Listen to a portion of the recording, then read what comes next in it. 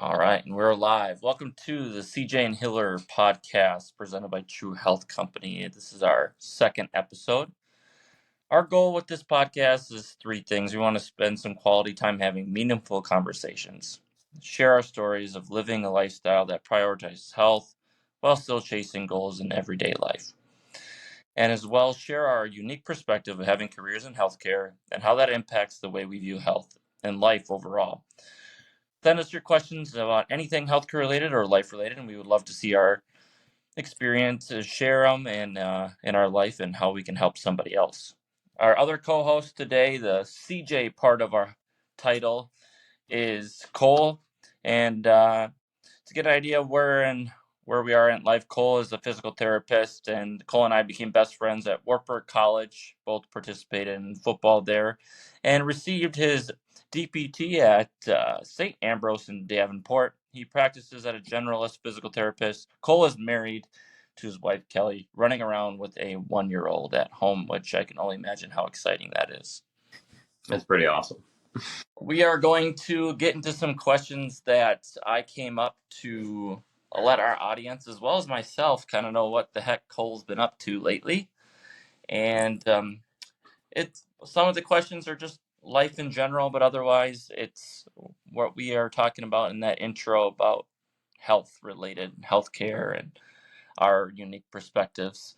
Cole, my first question for you today is, do you have a go-to warm-up if you're short on time? Also, what are some workouts that keep you on track or keep in your back pocket if you're short on time, equipment, or motivation?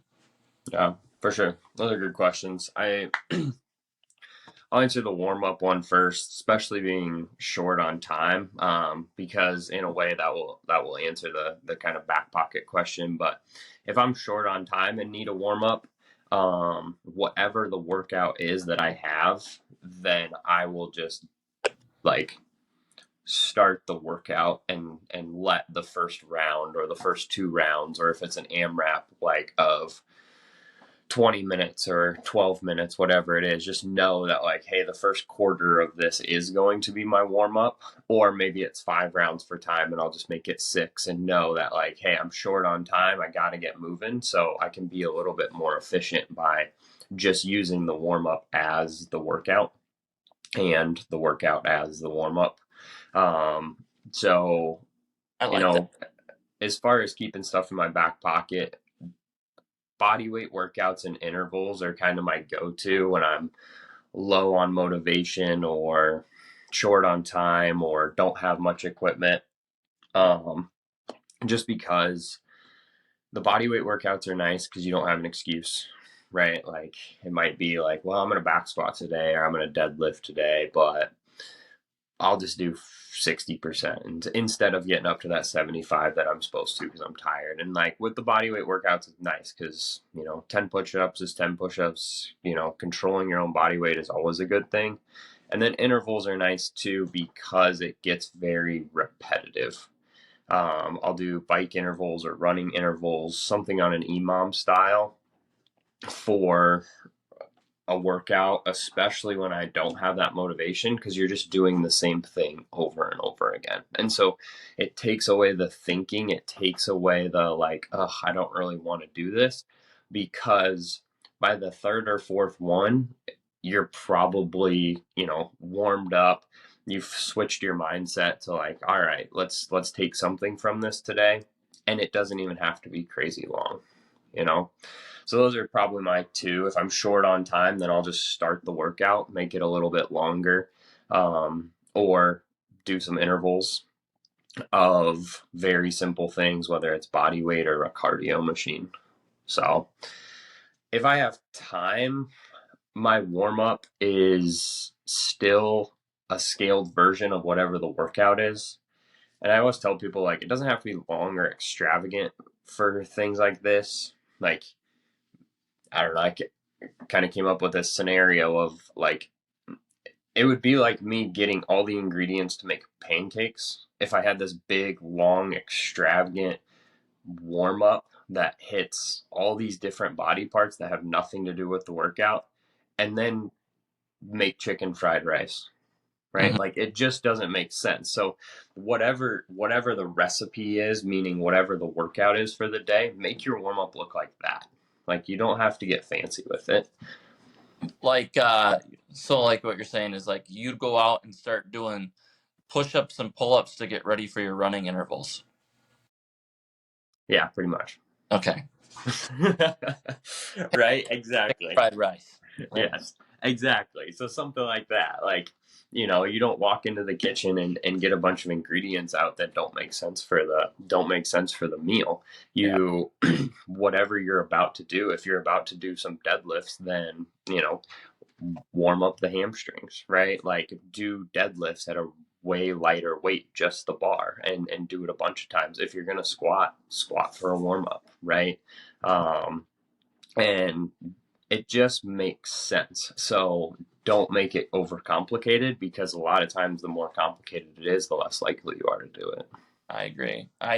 That Built to Move book that we talked about in the last episode, uh, there's a line in there in the chapter about, yeah, you bet.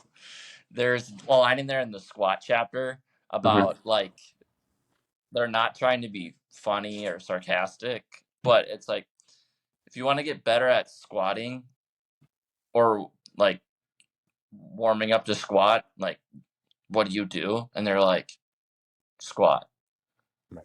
Yeah. You want to get better at it? Squat. If you want to warm up to squat, squat. Just Right. very squat. Okay. And just, Okay. making it simple, just reminding yourself, like you're saying, just Yeah.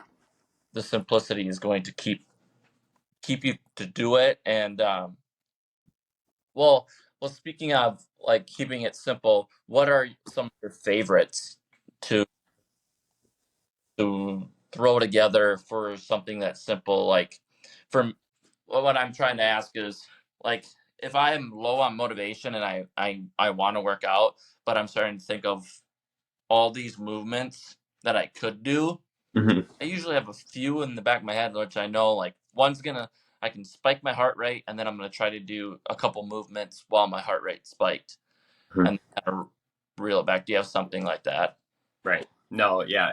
No, that's a good point too, is like add a cardio in with the weightlifting, right? And that's kind of like CrossFit 101. Yeah. Um, but yes, when you're trying to put a workout together, it is very hard. And I sucked at it for a long time, and still if I had to put workouts together every single day, like I don't necessarily enjoy that. But I was around some really good CrossFit gyms and learned from a lot of people that were really good at it, fortunately. And one thing I learned was, and kind of teach this way as far as the strength training goes, but like for the lower body, your hips squat and hinge, right? So squat or deadlift. Um, but squat or hinge for the lower body. On the upper body, you can push, pull, and press. And so that simplifies it a lot in the sense of like, if you're going to do push-ups and bench press, right? Like people can see that relationship there between, that's the same thing, right? So like try to balance those things out. So like if you're doing push-ups, add a squat to it. And then, if you're doing deadlifts, add a pull up, and then like you can narrow down, like you said, there's a million different movements to choose from, but you can start to put them into buckets of like, well, how is my body moving, right? And let's not do a bunch of the same thing Mm-hmm. over and over and over again. Let's spread out the love a little bit to these different buckets of how our body moves. Yeah, and then you might not be as sore then if you're just overloading your central nervous system by doing an outrageous amount of pushing, and For then sure. you're not touching in other places. Right. And then that recipe that we talked about, the magic is, how many reps do you do? What's the intensity of that? Like how long do you go? And that, if you're trying to be a person that's putting together workouts over and over and over again, that's still hard. I strike out a lot of times with that. Like, oh, this one's not going to be too bad. I'll stick to like, an imam style, like a minute around, and then the next thing you know, it's 3 minutes around, and I'm like, wow, I really underestimated that. So Yeah, I strike out a lot of times, but it's I think a that's way to think about putting it together. the name of the game. That's going to happen. Yeah, Sure, those people that you got to learn from when you were new and CrossFit, I'm sure they had that same perspective and had to learn through it, and they were doing it to a bunch of people like you coming into the gym trying to get a workout. for sure. Yeah. And my biggest advice to that is like, I mean, if you have to put a workout together, think about it and do it that way. But honestly, like find somebody you trust, find some programming, find a gym, because then you get the community involvement, you get the coaching tips. Like there's nothing better than in the last 10 years for my fitness than, I work out by myself now, but for the last 10 years, it's been I have to find a gym because I don't want to program myself. It makes me more accountable, like all of those things. um don't do it alone. And now you offer that. Yeah, You offer that accountability. So right. you saw, 100%. saw how you thought you needed it, and you're like, maybe, you have that thought, maybe there's other people out there like me. For sure. And Yeah, and that's definitely for sure. And that's the last 10 years has been just a constant like back and forth and change and evolution, and that's where now True Health is essentially what I wanted 10 years ago. Like just lay out the basics for me so I can know what to follow. Instead, I went through down all these rabbit holes with nutrition and all these rabbit holes with exercise and all these rabbit holes with, mm-hmm. the hacking stuff. I've been a student most of that time, so there wasn't really much money to hack, but you Yeah, know what I mean? Like all of those things. And now it's just let's lay it out as simple as possible so people understand what they're doing. that's awesome. Full circle right there. Yeah. Well, I'm gonna keep it rolling here, Cole. I got another one for you. Um, we're all consumers in a regard of something every single day. And right now, in regards to consuming, I want to know like what are you taking in regards to podcasts, books, related to parenting, any sports, like just what are you taking in? What are you consuming right now? Yeah. Yeah, for sure. I try to be very intentional about this, except for like an hour at night during the weeknights. We'll put Netflix on and find something fun, and then I'm not too worried about like consuming something. It's mostly just recharge the batteries, wind down for the night. But other than that, kind of last hour of the day when I'm just winding down, trying to relax with Kelly, then I try to be very intentional about what I consume. So fortunately, I drive a little bit for work. So at this moment, when I'm driving, I'm listening to I recently found the Andy Frisella Real AF podcast and loving that. It's just been super cool to hear the motivation behind his voice and like the authenticity of how much he cares about what everything that he's saying. So if you're interested in like self development, absolutely go listen to that as much as possible. Just because it's just been super cool on like how can I apply that to my life. And that's the goal with a lot of those things is how can you apply that to your life. I'm gonna. And then go ahead. I think your comment based on if you're into self development, Right. I I think we all should be, because if you're not, we're not getting better. And I think part of this podcast is our version of helping others, but at the same time helping ourselves constantly develop. Like we're trying this podcast thing, just we're not doing it other than just to have a conversation, but at the same time, self development. Right. For So sure. yeah, Yeah, no, absolutely. And I think I say that in the sense of I found it recently, and had I found it 2 years ago, 5 years ago, like it probably would have been too overwhelming to listen to, just because like I wasn't very solid in like myself. And so then to hear him like put the accountability on myself would have been hard to listen to, and like you said, like overwhelming. But now, like you're saying, like this is our version of self-development. Like, is a podcast something that I ever thought I would do? No. But in this day and age of like developing yourself and changing and trying things, like it's so accessible, and why not, kind of, you know. And so that's kind of the reason for me saying, like, if you're into that, is because sometimes you listen to it and it's a little much, and Yeah. not, it's not his fault that it's a little much. It's just like taking it in is a little much. Yeah. So Kind of like one of those. Well, that book I sent you, he can be a little bit much. yeah, no, absolutely. Yeah, there's a time and a place for David Goggins, and you know, it's an awesome story, an amazing story, and I love reading books and listening to books about other people, because you can learn from experience that you can never and would never experience. Yeah. But take lessons from it, right? And so it applies on a very tiny micro little bitty scale of how that life experience of his, and all the amazing things that he's done applies to my life. But that's like listening to other people's stories, and you know, us getting on here and having a conversation is what it's all about. Is like, what do we take away? But more importantly, like, what's one other person take away that makes them feel better? Yes. Oh, absolutely. All right, I'll let you keep telling me. No. So podcast wise, that's really what I've been listening to, and then another book. I kind of always have an Audible book going to. Right now, I'm listening to E-Myth by Michael Gerber. So Entrepreneur Myth is the name of it. Super good book, you know, very kind of practical in the sense of mindset wise and application wise. I'm kind of just getting rolling on that.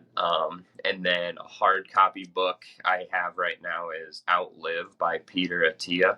I think I'm saying that right. On longevity. And so that's been cool, just like being in the healthcare space, hearing a doctor talk about longevity and the chronic diseases.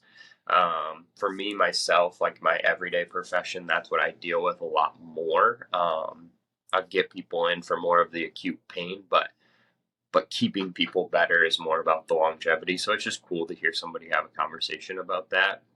It's a big book, but between the podcast, an Audible book, and a hard copy book, like I do keep all three of those as they change. I keep all three of those going in rotation at the same time, just like different moods, different situations. Maybe I want to listen. Maybe I want to like physically sit down with a book. But for the last few years, those three, a podcast, a Audible book, and a hard copy book, and usually three different topics as well, have always kind of like kept me going, always somewhere to go at the right time. And it can't get confused. I like the three different topics too. Yeah. I just finished the podcast with Dr. Peter Attia, and Rich Roll. Oh, really? And he talks about the book. Okay. And, the only comment I'm going to say is that I think the last chapter is a big eye opener for a lot of readers, is what I've been told. Oh, really? Yeah. I'll be reading for a while to get there, but illnesses, and he ends with emotional intelligence. Okay. So nice. That's cool. Too. That's cool. All righty. Well, I know people that you help every single day probably see this too, but I'm a consumer of True. I'm going to butcher it if I don't pull it up here. True Health Company, because I want to make sure I give you credit right here. That you're up early every single day. like early. Like people, I tell people that I work out before work sometimes, and they think I'm psychotic. So I can only imagine people probably think you're crazy too, getting up that early. But what keeps allowing you to do that every single day? Like, could you touch on what your typical schedule looks like with you getting up that early?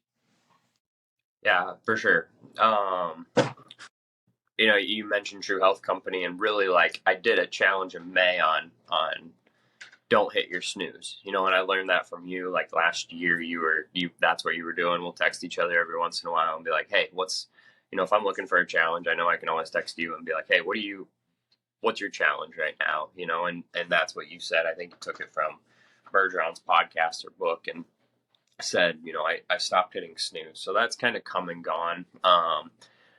But I did it as a challenge for True Health Company for the month, and there's not really a check-in. There's not a bunch of accountability. It's just a matter of like you yourself. If you can do that, then awesome.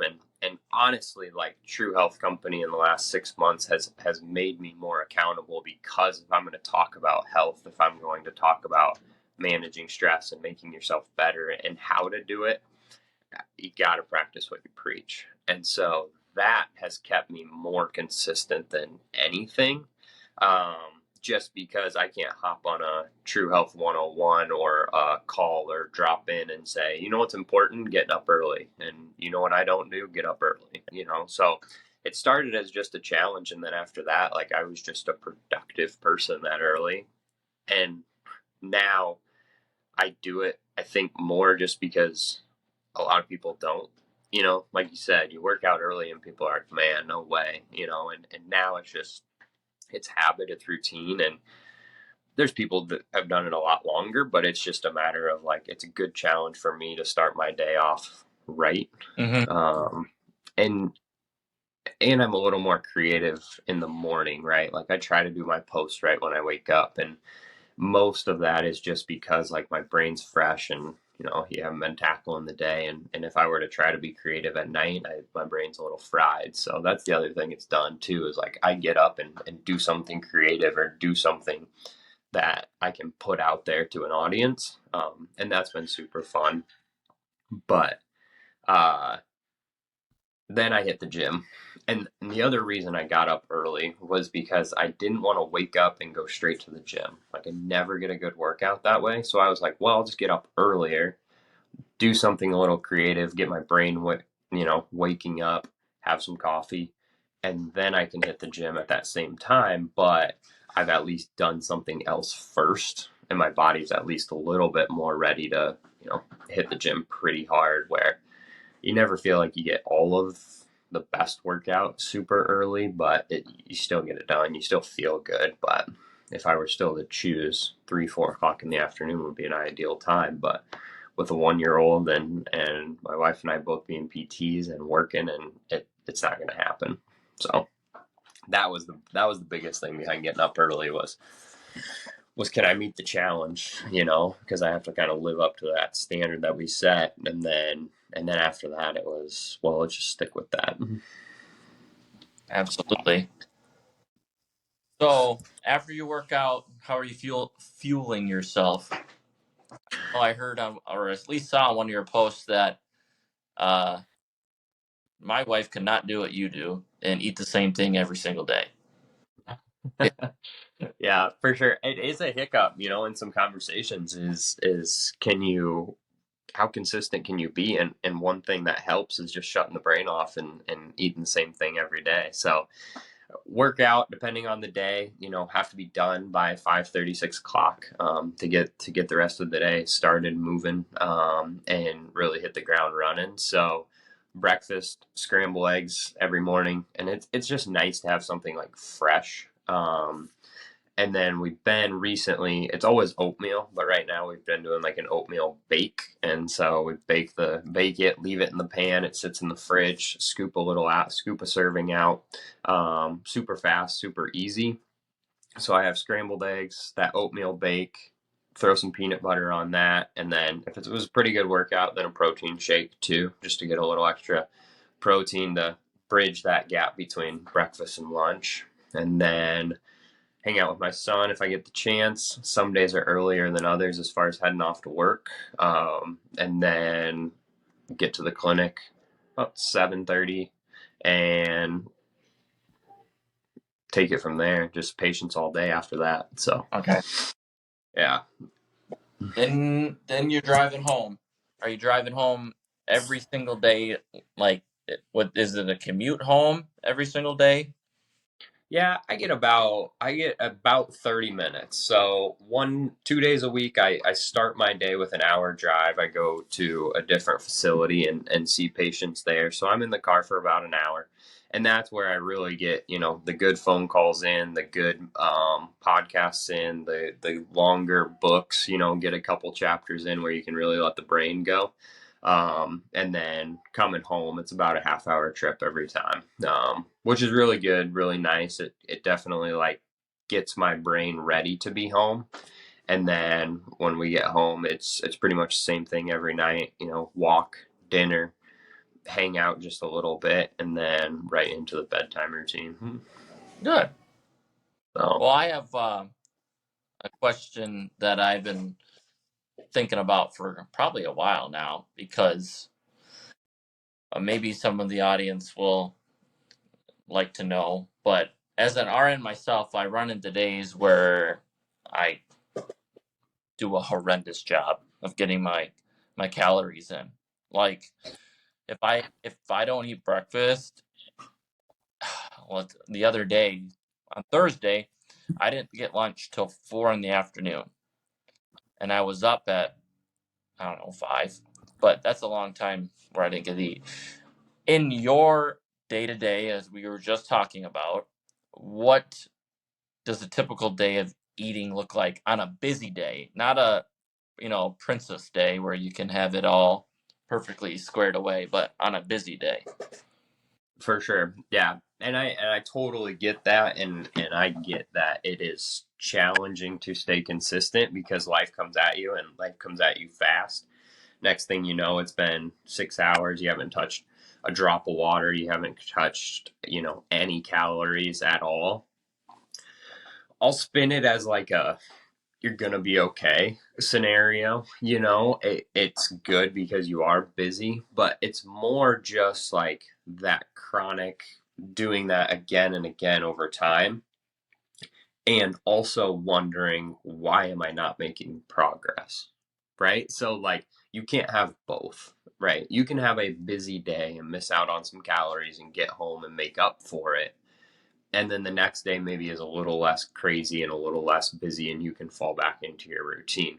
The issue I see a lot of times is people have these busy, stressful days and ignore the water, ignore the food over and over and over again, and then also wonder why the progress isn't being made.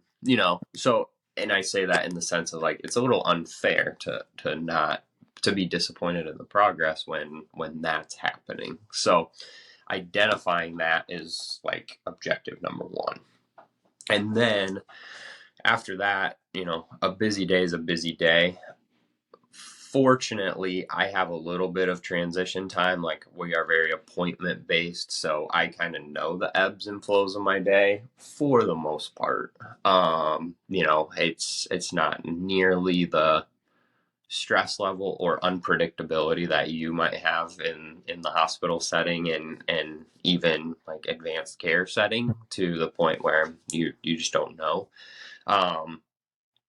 So long story to get to my day of eating on a super busy day, but that's why I know I can get breakfast in, right? And if I do know I'm having a busy day, then I will have that protein shake in the morning just for some extra like reserve calories almost, right? Like let's jack that protein number up as high as possible in this like 45-minute window that I have to get the scrambled eggs in, throw an extra egg in there just to get more calories, have a little bit bigger oatmeal bowl or oatmeal bake, extra scoop of peanut butter. You're just front loading those calories in that window that you still have control over, which is a reason that I sit down for breakfast every morning, because who knows what the rest of the day is going to look like. Mm-hmm.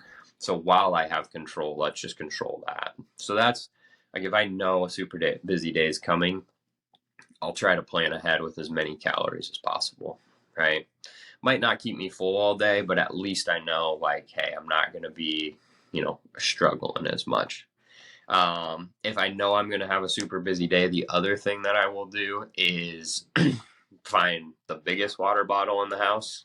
Sometimes I'll finish my coffee cup, like my 20-ounce coffee cup, and then just fill water throughout the day on that. But if I know a busy day is coming, then I'll find the biggest water bottle we have in the house, fill that up, just so that I have to fill it up less times throughout the day. A little tiny tweak, but something that if I'm really on it and paying attention, that's what I'll do. Okay. So, lunch, usually I will pack a normal lunch that is like a leftover dinner from the night before, with hopes that I'm going to get to it, knowing like, well, maybe if a break opens up, then I can scarf that down in like 5-10 minutes. But I will also throw into my lunch bag like extra fruit, so extra banana, extra apple, extra peach, like whatever's in season, whatever's in the fridge. I'll throw in like 2 or 3 extra. Maybe I get to them, maybe I don't, but knowing like if I only have 1 minute to grab something, at least I can get some calories. And then the other thing I'll do is an extra protein shake. So 99% of the time, like I don't take extra protein shakes throughout the day, and I don't snack much throughout the day. But if I know, hey, I'm booked, all day long and there's not going to be a break, that's fine. I'll just, drink my calories. For the most part, I try not to. And then when I get home late, after a busy day like that, then it's just a matter of what's available quickly, and let's throw on some extra calories again. So like if it's ground beef, which I have about 4 out of 7 nights a week, then I'll just take an extra scoop of butter, throw that on some ground beef, just because I know like I'm gonna get full at some point, but I can get as much calories in as possible. So, and I usually have like, if we're talking crazy busy day, like 10-hour treatment day, so it's still not all day. I can still have breakfast in the morning. I can still get home for dinner at night. Like fortunately my schedule is consistent enough in that sense. But those are just some tweaks that I'll make on a crazy busy day. To me, it sounds like, I don't know if Kelly will overhear this, but our wives have it easy if they ever have to cook for us, because from what I'm hearing from you and when I know myself, it's ground beef and butter. Come on, like that's super easy, and you can literally make me anything, and it can be super simple. Like it's just, I think we tried, just like we were talking about at the beginning with the workouts. We have all these Mm-hmm. parts, right? And same thing when it comes to a meal. We have all these parts and we think we have to make this extravagant meal. We're Mm-hmm. just like, nope, just literally just 1 or 2 things and throw it on a plate and eat it. For sure. Yeah.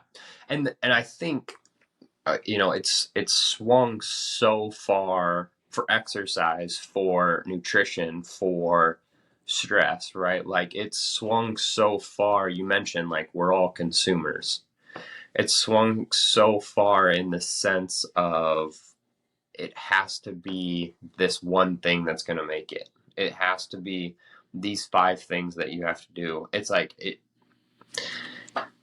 it's way simpler than that, unfortunately, and fortunately at the same time, right? Like if you can get used to eating whole foods are super simple, right? And boring. Mm-hmm. But also if you want to be healthy, the more boring it seems like it is, probably the better you're doing, Yeah. right? And that's what's hard in this world of fitness class after fitness class, recovery method after recovery method, sleep hack after sleep hack, um, diet after diet, supplement after supplement, right? Like you can just go through the laundry list of those things. And I'm not bashing them, because if it makes it so that you're accountable to that thing to make progress, Mm-hmm. then it's magic and it works. for the people that have tried this thing and that thing and failed and frustrated and overwhelmed, let's talk about the basics. Let's be boring as possible. Let's be boring and see what happens. And like you're saying, like it's taken us a long time to get to this point to say like, hey, ground some beef, throw a potato in the microwave for about 8 minutes, and I'll put some butter and salt on that, and I'll eat that every day of the week. And I say that because we do eat that every day of the week. Like, but it's so just being a consumer, like you take away so many decisions by doing that right there. Like just the right. mental power that you have to, oh my gosh, like just to push together at the end of the day when you've been using your brain all day. And last thing you want to do is have to make a decision on what to make for dinner. Boom, no decision needed. You For sure. consistency that plan, and and it works. 100%. Yeah. Autopilot, like make 2 to 3 decisions to be healthy and put it on autopilot. It's like I've never been more consistent than I am now.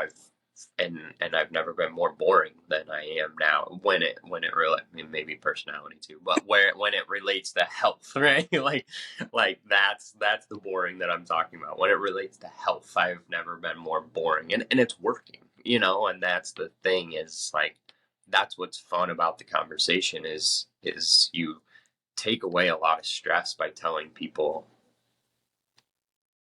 simplify it, right? Like let's make it simple. Let's Reel it make it back. true, Calm. honest, get rid of the BS. Yes.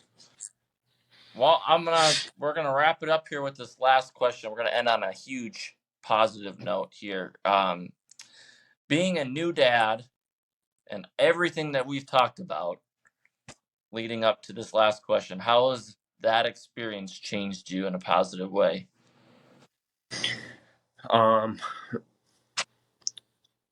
First of all, huge. Just like changed me in the sense of my priorities are better, my decisions are better.